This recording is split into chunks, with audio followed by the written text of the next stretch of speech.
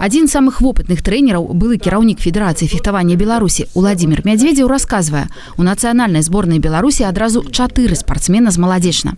Это Юлия Серыкова, Полина Каспярович, Сергей Кисель и Максим Пинчук. Таксама наши подрастаючыя зорачкі ў гэтым відзе спорту вучацца ў вучылішчы Олимпийского резерву. І тут у Молодечне тренируецца новая плеяда ребят, якімі ганарыцца не толькі наш город, але і наша краіна. Так юные молодежанцы Ілля Балунда, Ілля Шейбак и Дзяніс Летка на командных спаборніцтвах перамаглі мацнейшую команду аднагодкаў, якія ни много ни мало вучацца ў вучылішчы Олимпийского резерву. Егор стал 3-м по результатам всего сезона спортивного. В стране? Да, в стране. Давид 2-й стал по результатам сезона в стране, а Мирон 1-й. И вот можете представить, что такое редко бывает, но такое произошло. Фехтаванне – один з відаў адзінаборстваў, у якім выкарыстоўваецца спартыўная зброя. А яшчэ гэта адзін з відаў спорту, які патрабуе шмат фінансавых укладанняў. Тренировки ладятся по 5 разов на тыдзень, и для юных спортсменов яны бесплатные. Благодаря нашей школе, которая создала возможности для занятия фехтованием, это очень дорогостоящий вид спорта, и благодаря тому, что мы въехали в Ледовый дворец, мы его строили. Это очень трудная была работа вместе с первым директором, который уже на пенсии, не работает. Но мы его построили. Зал фехтования принял президент. Он был у нас. У нас в то время было 10 человек в национальной команде Республики Беларусь. И мы выигрывали очень много количества медалей на Европе, на мире, на Олимпиадах. А они сейчас пользуются тем результатом, которым мы сделали со старшими.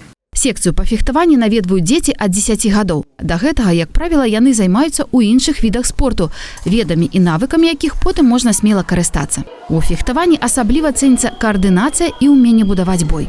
Колькі сапернікаў, столькі і сцэнарыяў бою. За гэта і любяць фехтаванне. Мне нравится, передвигаться, мне нравится побеждать, колоть нравится. Это передвижение на дорожке, один из самых главных факторов. И как раз-таки нравится сам укол. То есть это, как говорил тренер, азарт.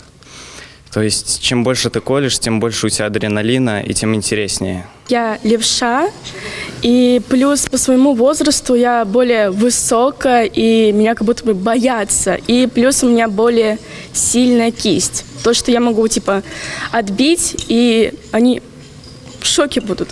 Уменне карыстацца зброяй дазваляе ўраўніваць людзей рознай фізічнай падрыхтоўкі і камплекцыі. У фехтаванні перамагае той, хто вучыцца нестандартна мысліць і арыентавацца ў сітуацыі, якая хутка мяняецца. Зразумела, што зрабіць гэта лягчэй, калі ёсць падтрымка. Большое внимание мы уделяем именно присутствию на соревнованиях, чтобы была поддержка ребенку, потому что дети чувствуют себя более уверенней, более раскрепощенней, когда рядом с ними родители, рядом с ними какие-то близкие. И тогда у них появляется уверенность в себе, и просыпается и 5-е, и 6-е, 7-е чувство какое-то, и дыхание, и тогда они берут победу. Фехтаванне вучыць кантраляваць свае эмоцыі, застаўляе імпульсіўных браць сябе ў рукі, а стрыманых ісці на рызыку.